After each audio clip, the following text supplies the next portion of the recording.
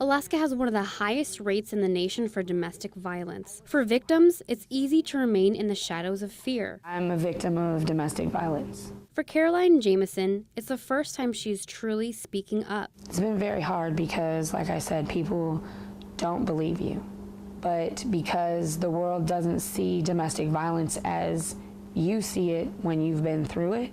Jamison said she had been with her late husband for 13 years, and through those years, she never had a voice. He made me feel like it was our decision for me not to go to work, but now that I look back, it really wasn't our decision.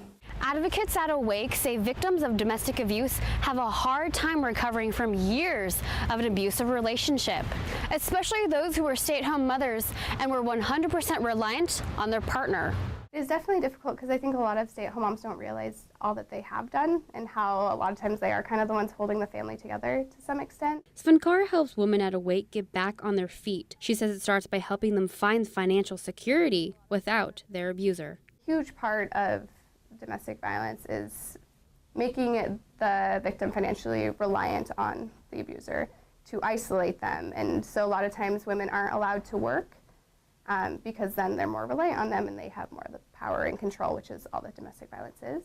Svenkara says that women who are victims of domestic violence develop stigmas. Jamison has experienced a difficult time with family, friends, and the court system, to the extent where she feels even the judge involved in her case doesn't believe her. I'm fighting to keep my kids. You have to work very hard to get through it. Because domestic abuse is a big issue in Alaska, Svenkara believes that people should understand the damage victims go through. They would take time to kind of consider, hey, maybe I do want to give someone who's been in an abusive relationship a second chance. And with the second chance, abused women in Alaska can confidently walk out of that shadow of fear because a bright future starts with independence. You never get past the hurt and the pain, but you can get past anything in life if you work hard enough. Reporting in Anchorage, Pearl Grace Rasmussen, your Alaska Link.